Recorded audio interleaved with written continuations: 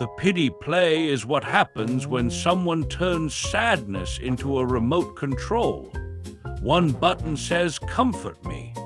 Another button says, "Cancel your boundary." Very convenient. Horrible batteries. Real pain deserves care. A pity play is different. It uses pain or the performance of pain to make you stop asking reasonable questions. Healthy vulnerability says, "I am hurting and I want to talk." Manipulative pity says, "I am hurting, therefore you are now the villain if you continue thinking." Case File 1, the spotlight. You bring up one specific problem. Suddenly, the entire room is about how wounded they feel that you would even mention it. The loop is simple. You raise an issue, they become tragic, you comfort them, and the original issue crawls under the rug wearing a tiny helmet. It works because most decent people do not want to be cruel. The pity play borrows your decency, then uses it as a little courtroom stamp. Watch the rescue meter. A little guilt is normal, but when your body feels dragged from concern into emergency duty, something just pulled a lever. A real need has a shape. It can usually answer what would help. A pity performance often stays foggy because fog is easier to bill by the hour. Case File 2, the rescue stage. They do not ask for one clear thing. They create a scene where the correct answer is, abandon your plans and become the emotional ambulance. The hidden contract says, "If I suffer loudly enough, you owe me compliance." Nobody signs it. Somehow your name appears in ink. Pause for a second. Think of one conversation where you walked in with a concern and walked out apologizing for having one.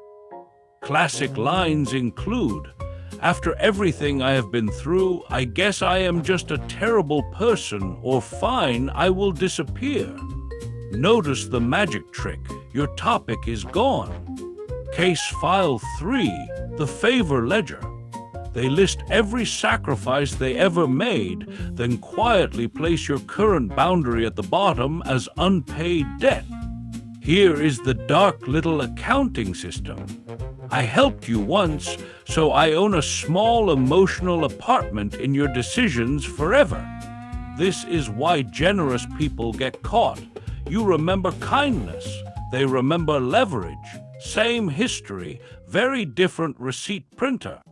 Healthy support has 3 pieces: a clear feeling, a clear request, and respect for your answer. If one is missing, slow down. Red flag 1, emotional urgency.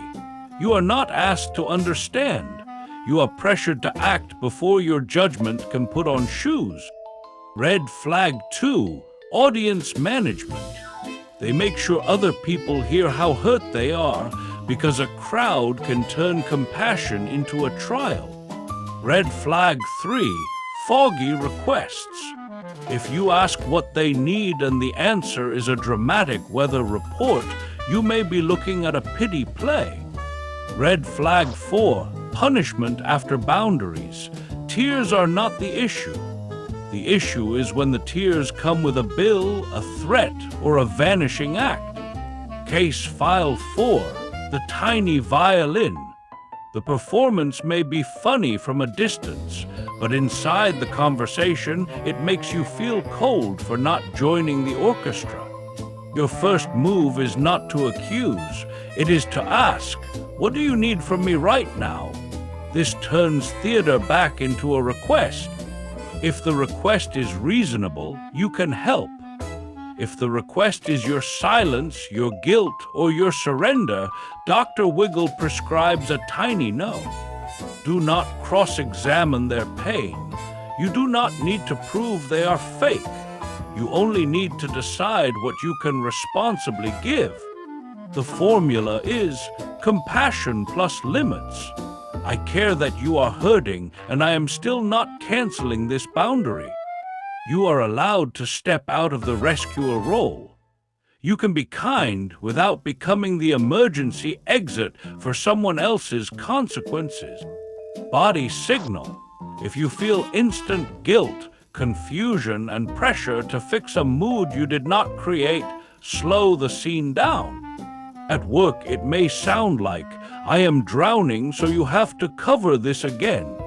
Ask for the task, the deadline, and the plan. Sympathy is not a scheduling system. In family, it may sound like, after all I sacrificed, this is how you treat me. Translate carefully. A sacrifice is not a lifetime remote access key. In dating, it may sound like, if you loved me, you would not make me feel abandoned. Real love can hear a boundary without calling an ambulance. Try a 3-sentence response. I hear you are hurt. I can do this specific thing. I am not changing the boundary.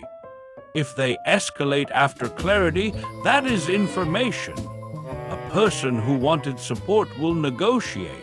A person who wanted control will punish the limit. Avoid the debate swamp. Do not argue whether you are mean. Do not prove your heart. Return to the request, the boundary, and the next step. If you already got hooked, repair calmly. I reacted to the guilt. I still need to talk about the original issue. Then put the scene back on the table.